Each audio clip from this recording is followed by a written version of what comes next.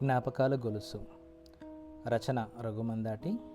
చదివినవారు Raghu Mandati. Episode 7 గడక రోజులు. ఏంటో హైదరాబాద్ వచ్చిన ఇన్నేళ్ల తర్వాత మా రెండో వీధి చివరి గల్లీలో చిన్న హోటల్ ముందు తెల్లగుడ్డ మీద రాసి ఉన్న నీలి అక్షరాలు, మొక్కజొన్న గడక ప్రతి శుక్రవారం. ఇది చూసి ఆశ్చర్యపోయాను. పిజ్జా, బర్గర్లు, పానీపూరీలు, చాట్ మసాలాలకు అలవాటు పడిన మా కాలనీ జనాలకు అదేంటో కూడా తెలియకపోవడం పెద్దగా ఆశ్చర్యం కలిగించే విషయమేమీ కాకపోయినా దాని విలువ తెలిసిన అందరి మనసుల్ని అక్కడికి లాగేసినట్టుంది. పొద్దుటి నుండే రిటైర్ మాస్టర్లందరూ ముస్తాబై అక్కడే కూర్చున్నారు. నేను ఆఫీస్కి బయలుదేరుతుంటే వాళ్ళంతా గుమిగూడి ప్లేట్లలో జొన్న గడకను వేసుకొని ఆస్వాదిస్తున్నారు. బస్టాప్ వైపుకే నా నడక సాగుతున్నా మనసు మాత్రం చిన్ననాటి గడక గిన్నె వైపుకు మళ్ళింది. అవి మరీ చిన్నప్పటి రోజులు, అంటే మా బాపమ్మ, మా నాయనమ్మ బతుకున్నప్పటి మాట. మా పెంకుటి ఇంట్లో ముందు గదిలో మేముంటే వెనుక గదిలో మా బాపమ్మ ఉండేది. ఆమె చలాకీగా తన పనులు తాను చేసుకున్న రోజులు చాలా తక్కువగా చూశాను. నడుస్తుంటే జారిపడి తుంటి విరిగినప్పటి నుండి శ్వాస వదిలే వరకు మంచాన పడి ఉంటే మా అమ్మాయి చూసుకుంది. దానికి తోడు ఆ రోజేంటి, ఏ రోజు కూడా తూలకుండా ఇంటికొచ్చిన రోజే లేదు మా బాపు. తను ఇచ్చే 10 రూపాయలతో ఇల్లు ఎలా నెట్టుకొచ్చేదో ఆలోచిస్తే ఇప్పటికీ నాకు ఆశ్చర్యమే. కంట్రోల్ బియ్యం అయిపోయేంత వరకు అల్లం ఎల్లిపాయ కలిపి నూరిన కారణంలో మిల్లుల్లో పట్టుకొచ్చే పల్లి నూనెను కలుపుకొని తింటూ రోజులు గడిచేవి.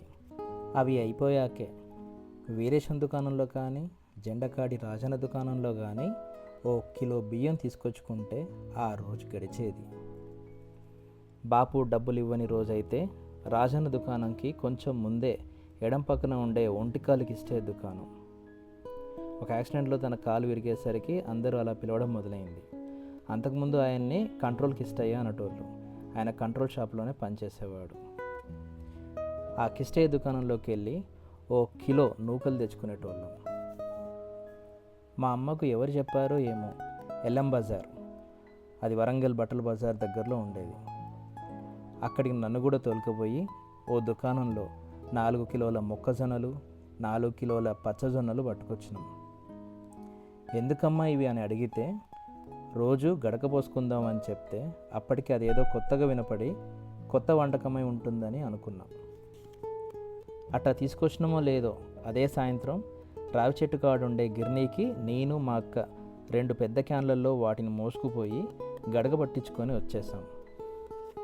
ఇక చీకటి పడుతుంటే ఒత్తి సరి చేసి చిమ్ని దీపంలో కిరోసిన్ పోసి వెలిగిస్తుంటే పజ్జొన్నల గడకు చేయకవ్వ, పిల్లగాళ్ళకు చేదు కొడుతుంది అని మా బాపమ్మ చెప్తుంటే నాకు అర్థం కాలేదు. కానీ మొక్కజొన్న గడకబెడుతున్నా అని మా అమ్మ చెప్పింది.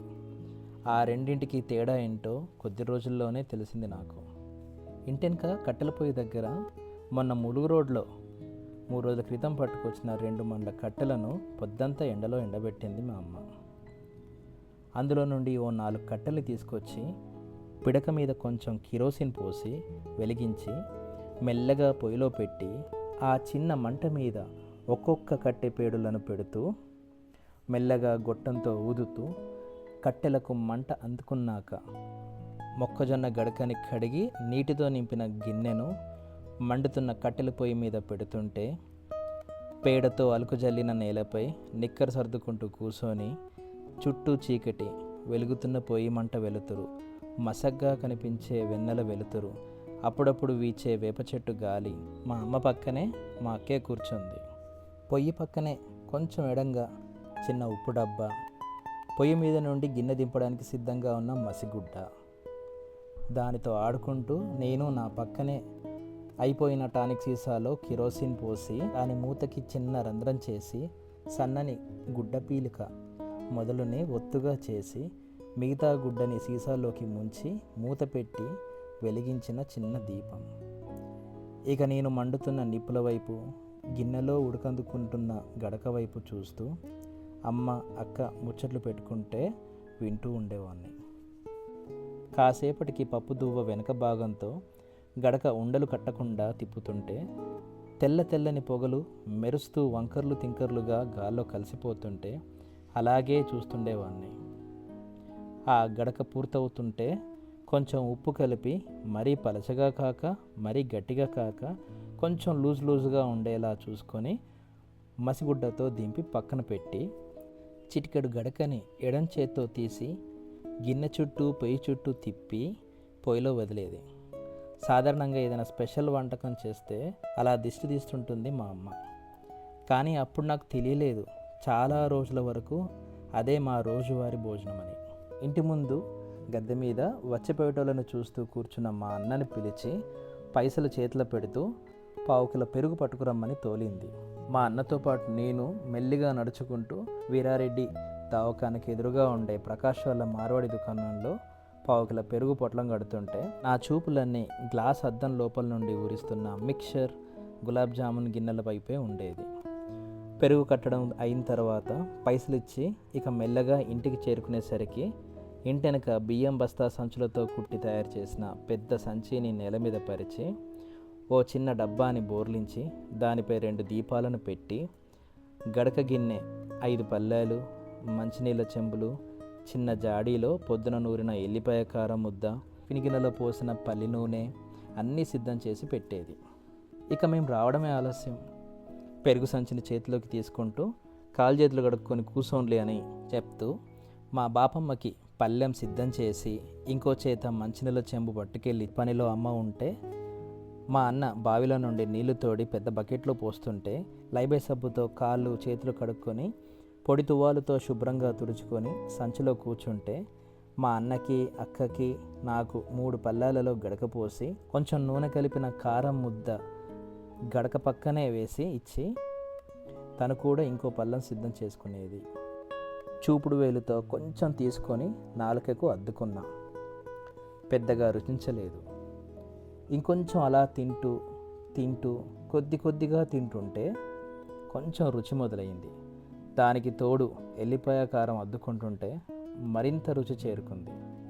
ఒక దఫా పూర్తయ్యాక మళ్ళీ అన్ని పళ్ళాలలో గడకపోసి పెరుగు మూట విప్పి గడ్డ పెరుగును గిన్నెల్లో వేసి నీళ్ళు ఉప్పు కలిపి కాస్త పలచగా మజ్జిగలాగా చేసి గంటెతో పోస్తుంటే నెమ్మదిగా జావ మాదిరి గడకను ఎలా కలుపుకోవాలో అమ్మ చెప్తుంటే అలాగే కలుపుకొని తినడం రాక నేను పళ్ళెంతో ఆ జావని తాగుతుంటే గొంతులో నుండి కమ్మని రుచి గుండెలకు చేరేది.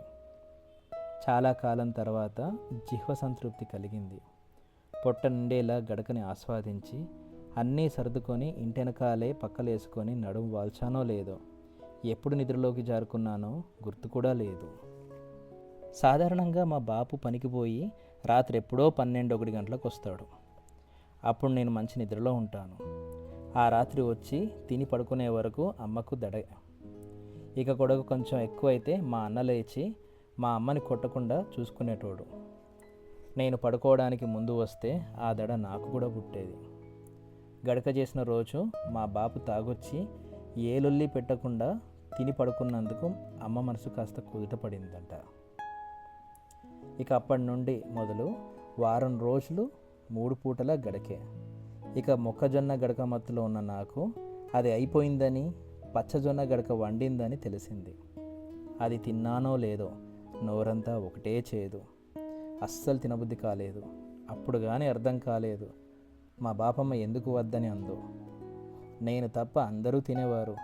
ఎంత ఇష్టం పెంచుకుందామన్నా ఎందుకో చేదు గడక అసలు తినలేకపోయా. ఇక నా ఏడుపు తట్టుకోలేక కిష్టయ్య దుకాణంలో మళ్ళీ నూకలు తెచ్చేది. ఇంకో వారం ఎల్లం బజార్కి వెళ్తే మొక్కజొన్నలే తీసుకో అవద్దని ముందే బెదిరించాను మా అమ్మని. ఆమె నవ్వుతూ సరే అంది. కొద్ది రోజులకి మా అమ్మ 1000 రూపాయల చీటీ తీసుకొని ఇంట్లో కూరగాయల దుకాణం మొదలుపెట్టింది. పొద్దున్నే 5 గంటలకు లేచి వెళ్ళి వరంగల్ మార్కెట్ నుండి కూరగాయలు తీసుకొచ్చి మా ఇంటి ముందు గద్దెల మీద ముందు గదిలో పరిచేది. రోజు అవి 10-11 గంటల వరకు అన్నీ అమ్ముడైపోయేవి. ఇక కూరగాయల దుకాణం మొదలుపెట్టినప్పటి నుండి గడకతో పాటు రోజుకో రకం కూరతో పళ్ళెం నిండేది. ఏం చేసినా పెరుగుతో కలుపుకొని తాగడం అంటే నాకు భలే ఇష్టం. ఒకరోజు స్కూల్లో కాయగూరలు పౌష్టికాహారం గురించి పాఠం చెప్తూ మధ్యలో టీచర్ అడిగింది, మీకు ఇష్టమైన వంటకాలు ఏంటి అని. అందరూ వాళ్ళకి నచ్చిన వంటకాలు చెప్పారు. నేను టక్కున లేచి అన్నం, పప్పుచారు, గడక, పెరుగు అని చెప్పా. అంతే, మా క్లాస్ పిల్లగాళ్ళంతా వింతగా చూశారు. ఆ టీచర్ నా నోట గడక మాట వినగానే అదేదో తినరాని పదార్థాన్ని తినేవాడిలా ఒక్కసారి మొహం అంతా వికారంగా చేసుకొని గడక, పెరుగా అని దీర్ఘం తీస్తూ కొంచెం వెకిలిగా నవ్వేసరికి క్లాసు మొత్తం గొల్లున నవ్వింది. అంతే, నాలో నేను కుంచుకుంటూ తల నేలకేసుకొని బెంచిలో కూర్చున్నా. ఎందుకలా నవ్విందో అర్థమే కాలేదు.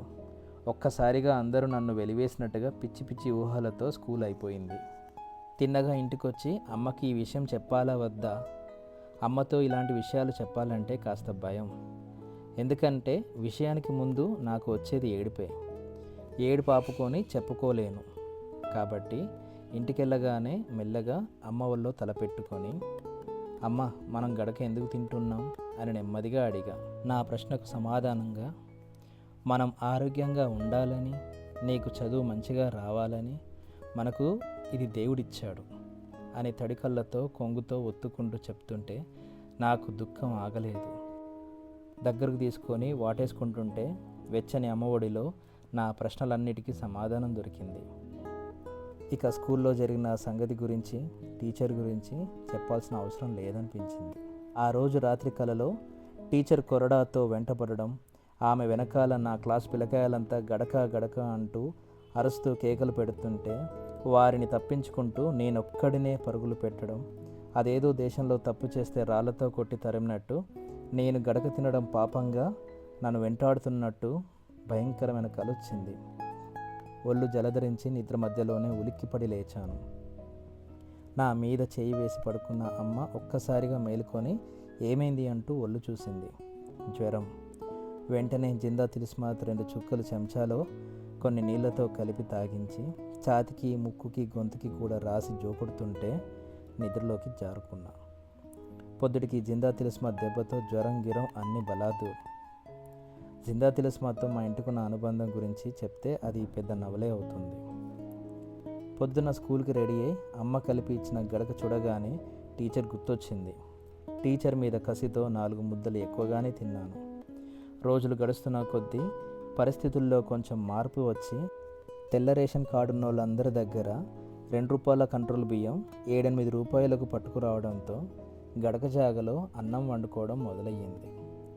ఏంటో రోజులతో పాటు మార్పుకు గురైన జీవితాలు, వాటితో పాటే పరిస్థితులు ఎంతగా మారినా పెరుగు కలుపుకొని తాగిన ఆ గడక రోజులు, ఆ రుచులు ఇంకా జిహ్వను వదలలేదు. ఎలాగైనా ఈ సాయంత్రం ఈ రోజుని, ఆనాటి గడక రుచిని ఆస్వాదించాలి అనుకుంటూ ఆఫీస్లోకి అడుగుపెట్టాను.